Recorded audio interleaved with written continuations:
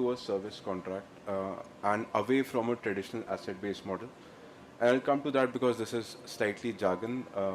But the way infrastructure has been planned, even for new cities now, it's more dependent on putting up assets which cater to specific demands, and those can be scaled up as and when the population grows.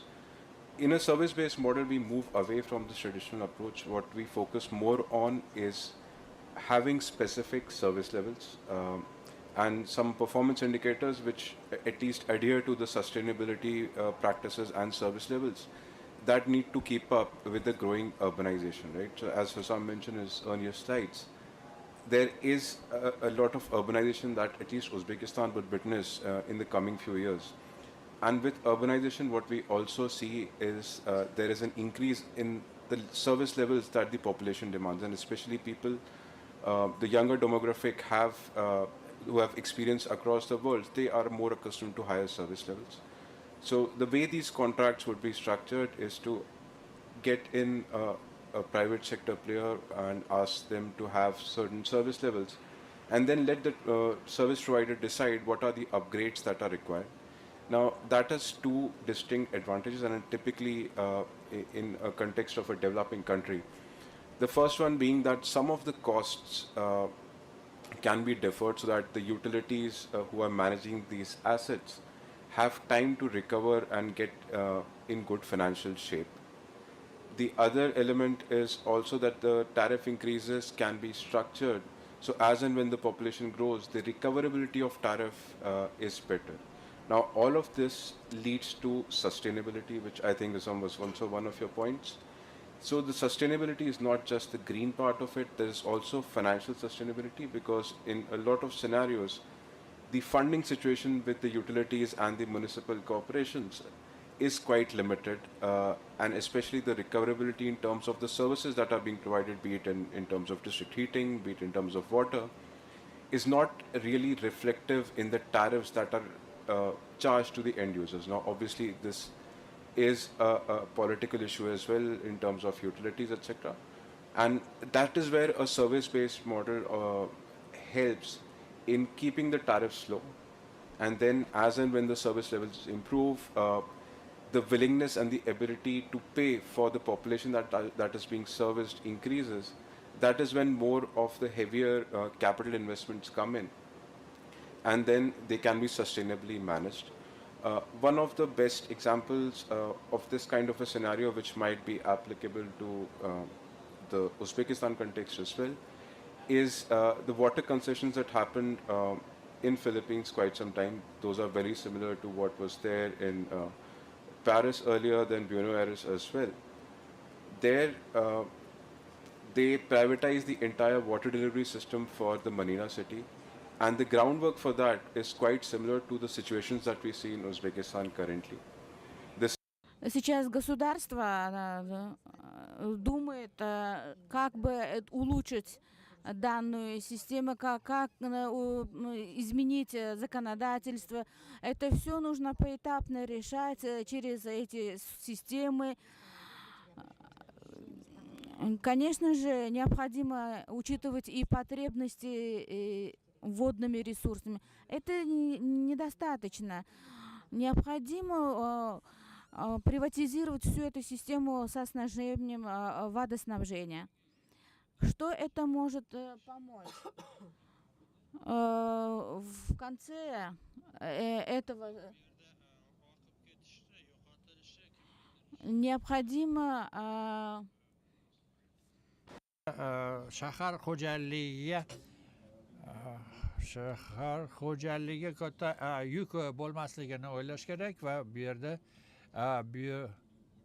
yangi suv manbalarini topish kerak, ochish kerak va bu keyinchalik ishlarga yordam beradi. Rahmat. Varun. It's a very important point because again the infrastructure, either in modernizing the existing infrastructure or thinking about different ways of funding is very critical, and again that sometimes require a lot of work. You highlighted the importance of thinking about it as a service contract, talking about enhancement of the existing while the short term, while you are thinking about the longer term investment. I'll move to Maxime. We talked about the population in the beginning and the population of Uzbekistan being around 37.6 million. However, the distribution of this, as we know, the majority are the young population. Part of the framework which we start talking about is how the asset class and mixed-use development would respond to that, especially with the young generation. What innovative sports, entertainment asset classes today are in the plan to respond to the demographic and the population characteristics?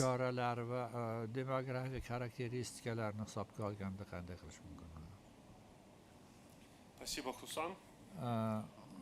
Ваш вопрос как нельзя более кстати. Позвольте ваше внимание обратить на E'tiboringizni shu nimaga taqdimotga qaratishingizni so'raymiz. Albatta 37,5 millionlik aholidan tarkib topgan shularni ko'pchiligi yoshlar tashkil etadigan bo'lsa, hozirgi paytda oxirgi yillarda 54% chet elliklarni 15 milliondan ortig'ini shuni hozir yil oxiriga kuzatish bo'lyapti. Hozir e'tiboringizni bu diagrammadagi turli xil ranglarga e'tibor berishingizni so'raymiz. Bu yerda zangoridagisi va yashildagisi bu parklar, yashildagisi park, yuqori zangori rangdagisi bu chet elliklar. Bu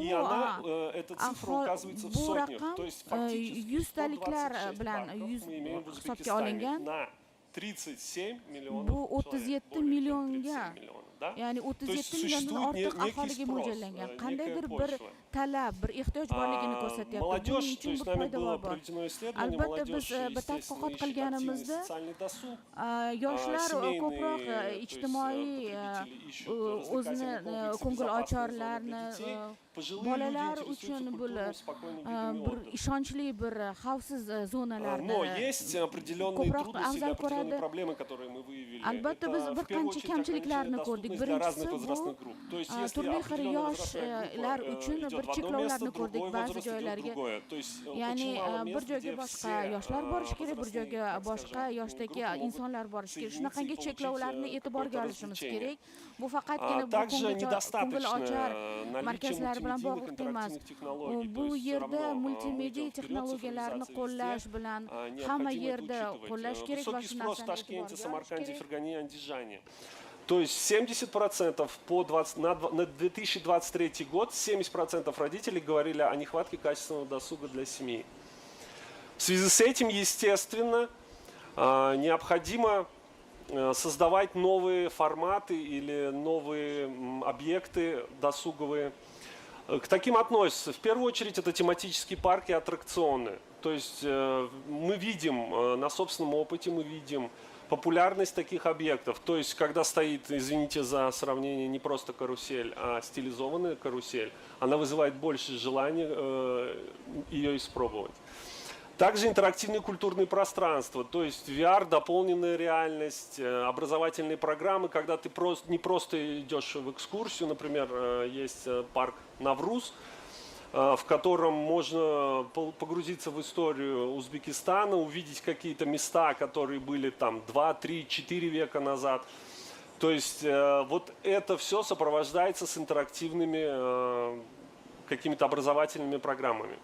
Также существует существует высокий спрос на спортивные активные зоны, то есть где можно, я не знаю, покататься на скейте. Велодорожки у нас в городе, да, сейчас их много, но, например, пляжные зоны, то есть точка притяжения в Средней Азии вода – это просто, можно сказать, аттракцион без затрат, потому что если есть что-то водное, там будут люди, это по-любому. Поэтому создание таких зон – это, конечно, must-have.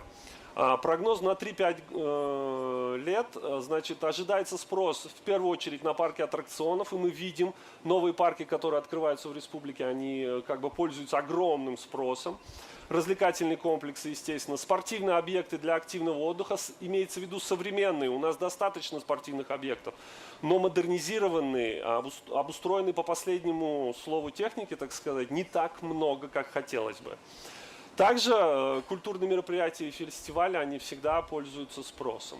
Немного, я буквально кратко пройду о том, что уже есть. Вот, например, вы видите Magic City, где воссоздана старая Европа. То есть, если кто-то из вас не был, можете посетить. Также у нас есть горнолыжный курорт Амерсой. То есть, он уже соответствует современным мировым стандартам. Это полноценный горнолыжный курорт.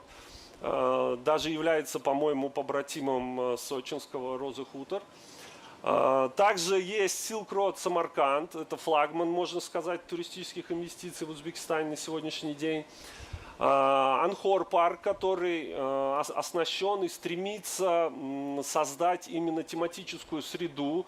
Если вы посетите этот парк, вы увидите, что там каждый аттракцион имеет свою стилистику. И то есть, да, пока это нету единого концепта, но управляющие парка стараются именно воссоздать требования современности. Также Навруз парк, который я упоминал, видите, верхние две фотографии, там воссоздана архитектура именно Узбекистана в разные периоды и в разных регионах. Например, там есть Самаркандская улица или там, я не знаю, Бухарская улица, где воссоздана идентика вот этих всех условий. И акваленд в Самарканде, то есть это уже современный аквапарк. Я говорю, что вода в Средней Азии уже является сама по себе магнитом, да, то есть точкой притяжения для людей.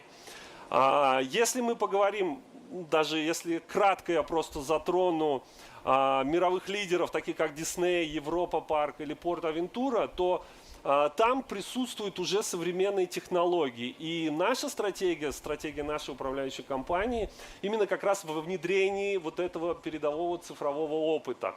Также обязательно совмещение с современными нормами в области зеленой энергетики, например, да, то есть или переработки отходов. Вот, к примеру, мы успешно внедряем сейчас в одном из наших объектов, мы внедряем систему контроля энергопотребления, которая на сегодняшний день дает от 15 до 20% экономии электроэнергии. Только за счет цифровизации. То есть мы не стали как бы потреблять меньше, но за счет вот грамотного учета и автоматизации мы имеем вот такую экономию. А это углеродный след, то есть понижение углеродного следа. Наши проекты, они касаются не только парков развлечений, но так как мы выросли из парков, как бы у нас есть опыт управления, успешный опыт управления парками, поэтому в первую очередь наши проекты направлены на развитие именно этих досуговых пространств, которые так необходимы современной молодежи. Да? То есть тематические парки нового поколения, совмещенные с контактными зоопарками, где будут семейные пространства, зоны релаксации, а также особенный такой аутентичный местный рынок, ну и, естественно, как без гастрозон. Экономический эффект от него, я думаю, очевиден. Это поддержка малого и среднего предпринимательства, турпоток, городская привлекательность. Мы убедились на своем опыте, что если мы будем диверсифицировать прибыль, то есть доход наш будет акцент делать не только на продажу билетов, но также на аренду, на предоставление площадок для ивентов, на франчайзинговую историю. То есть мы пробуем, дальше вы увидите, мы пробуем уже имплементировать франчайз, то есть давать уже готовые модели, по которым могут работать другие, например, развлекательные комплексы. Досуговый кластер, то есть одним словом это досуговый кластер, где человек может и обучаться, и развлекаться, и проводить время, и отдыхать в тишине. Да, есть некие проблемы, конечно же, с инфраструктурой, там, с электроснабжением, но мы опять-таки, подчеркиваю, переходим на солнечную энергию, это у нас уже работает, это не просто наша попытка, у нас это работает, у нас это все действует. В целом мы считаем, что рынок, именно этот рынок интертеймента очень свободен, очень доступен для инвестиций, для быстрой окупаемости. То есть это все дает возможность, ну, я считаю, по сравнению с мировыми, например, бенчмарками, то есть если там дается 5%, да, то мы даем где-то 5-7%. То есть это уже реальная, как бы сказать, выгода. И вот здесь на последнем слайде представлены некие проекты, некие наброски проектов. Некоторые из них уже реформируются, некоторых уже запущены, некоторые на уровне концепта. Но это все реальные планы тематических центров развлечений. Ну вот в целом, я думаю, я смог как-то обозначить. Спасибо большое. Thanks, Maxim. I have just a quick follow-up question, if you don't mind. So, first of all, it's a very innovative approach to entertainment theme parks. We saw a variation of experiences. The point which you closed at, because as urban developers approaching entertainment, there's always a question of profitability.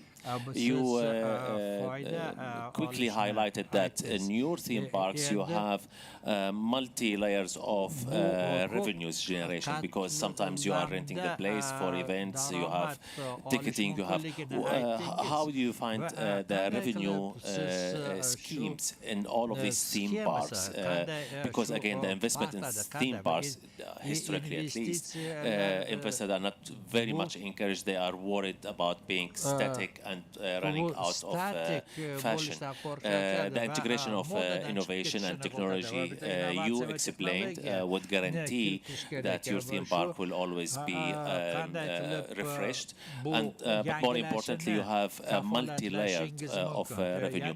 Can you briefly tell us about these revenue streams and how you are maintaining this innovative approach to the theme park to be refreshed? In a brief, if you don't mind.